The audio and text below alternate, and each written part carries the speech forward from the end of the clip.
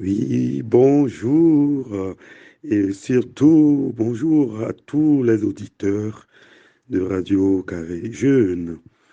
Effectivement, ce jour du 5 juillet devrait être pour tous les Togolais de l'Est, c'est-à-dire du Togo actuel, et tous les Togolais de l'Ouest, c'est-à-dire de l'ancien Togo britannique, un jour à célébrer avec autant d'importance que l'accession du Togo de l'Est à l'indépendance le 27 avril 1960. En effet, ce jour est de manière irréfutable la naissance de ce que l'on peut appeler le Togo moderne. Pourquoi parler Togo moderne? C'est que le Togo, non seulement géographiquement, existait depuis des siècles, des millénaires, et mais politiquement, le Togo était structuré. Et beaucoup ont entendu parler, dans le sud du Togo, du royaume des Évés, dont la capitale était Noché, et qui allait au moins du Mono à l'est jusqu'à la Volta, hein, à l'ouest. Et c'était un royaume politiquement bien structuré, avec une forme de, non seulement de structure, mais et, de constitution originale et qui mérite d'être mieux connue. Et l'historien Gaibor a fait beaucoup de travaux sur le royaume de Noché.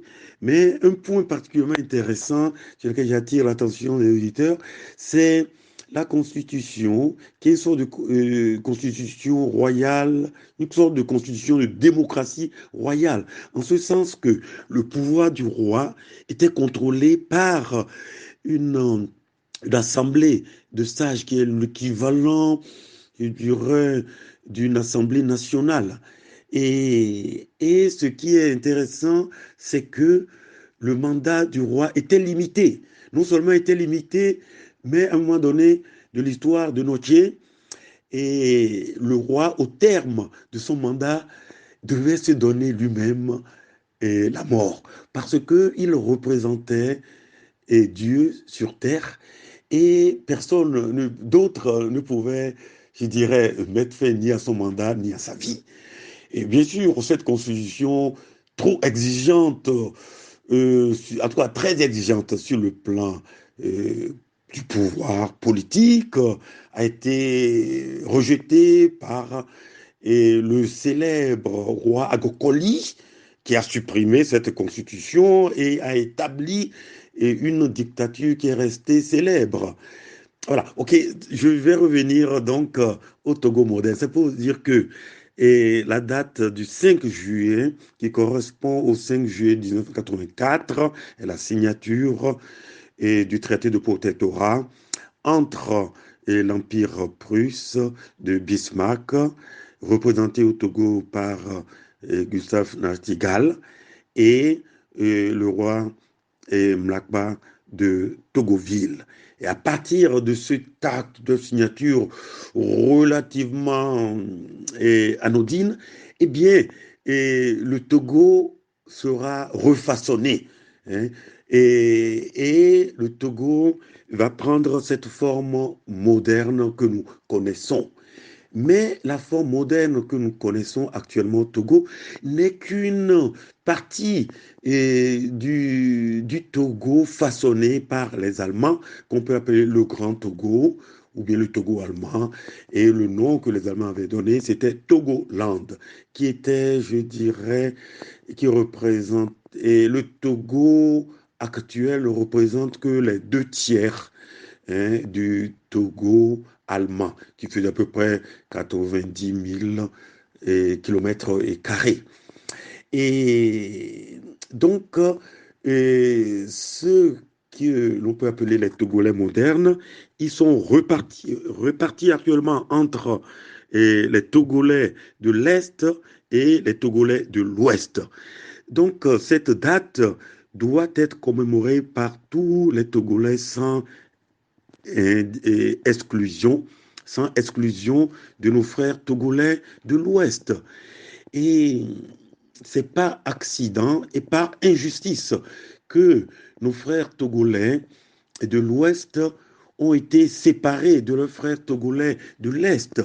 Et c'est à la suite du référendum du 9 mai 1956 euh, qui a été l'objet de beaucoup de fraudes massives sous l'impulsion du premier ministre de l'époque, Nkrumah, et qui a organisé des fraudes massives dans le nord du pays, qui, bien que dans le nord du Togo britannique, bien que minoritaire en population, eh bien, le poids, je dirais, des votants du Togo, du nord du Togo britannique, soudoyés par Nkrumah, hein, a fait peser la balance du référendum du 9 mai 56 en faveur de l'annexion du Togo de l'Ouest et à l'ancienne Gold Coast pour former le Ghana à partir du 6 mars 1957 où l'indépendance du Ghana fut proclamée. Voilà, donc c'est non seulement par accident, mais par injustice que les Togolais ont été divisés et sont divisés. Donc, et, et cette question de la division des Togolais ne peut pas rester en l'état. Et d'autant plus que l'ONU, qui apporte une lourde responsabilité dans l'organisation de cette et, faux référendum, a tenu compte de son erreur pour organiser et 5 ans plus tard, en 1961, au Cameroun, du moins au Cameroun britannique, un référendum et les résultats ont été similaires à ceux du Togo. Le sud et le centre du Cameroun britannique ont voté pour le rattachement pour l'unification, la réunification du Cameroun et le nord du Cameroun britannique a voté pour l'annexion par le Nigeria. Du coup, l'ONU a tenu compte de sa faute et je dirais de son injustice au Togo, eh bien, pour couper la poire en deux. Et donc, le minimum que l'on puisse exiger, c'est que l'ONU remette en cause cette injustice et que ce référendum soit organisé de nouveau et que le résultat, on tienne compte de le résultat comme on en a tenu compte pour la réunification du Cameroun. Donc c'est par ignorance que la question, je dirais, de la réunification du Grand Togo n'a pas été soulevée devant le grand public. Et je profite de cette occasion pour soulever cette question et pour faire du rêve de la réunification du Togo est un rêve important pour non seulement l'avenir du Togo, mais pour l'avenir de toute la région ouest-africaine et même de tout le continent. Et la réunification du Togo n'est pas contraire à la constitution à terme d'un État fédéral de l'Ouest africain et même d'un État fédéral africain.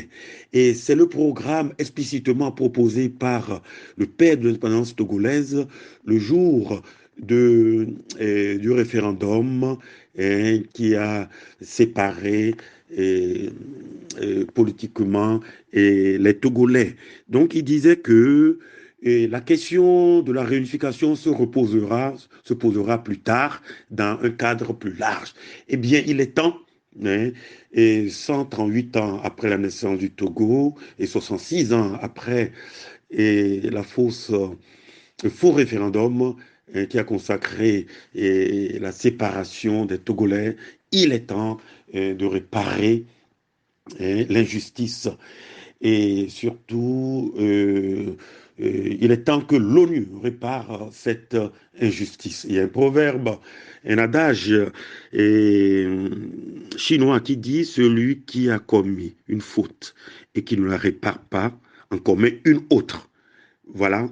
Et donc, c'est l'occasion aujourd'hui, eh bien, de réenchanter ce rêve de la réunification du Grand Togo, de la réunification de tous les Togolais.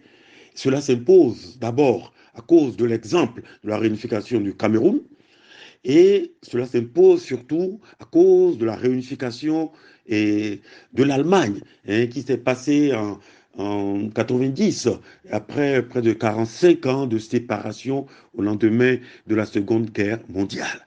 Et, et l'Allemagne, qui a été la puissance protectrice du Togo allemand, a un devoir moral pour soutenir tous les Togolais de l'Est et de l'Ouest dans leurs revendications légitimes et, je dirais, irréversibles de la réunification du Grand Togo.